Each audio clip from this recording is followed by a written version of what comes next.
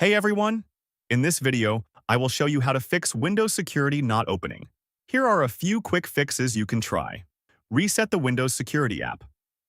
Open the Start menu and search for Windows Security. Right-click on it, go to App Settings, scroll down, and click Reset. Confirm it, then try opening the app again. If the issue continues, a third-party antivirus might be interfering. Open Control Panel. Go to Uninstall a program and remove any antivirus like Avast, AVG, or Norton. Once done, restart your computer. Still facing the problem? Let's check a system service. Press Windows plus R, type services.msc, and hit Enter. Find Security Center in the list and make sure it's running. If not, right-click and start it. And that's it. These simple steps should fix the issue for most users. If this video helped you, don't forget to like, share, and subscribe.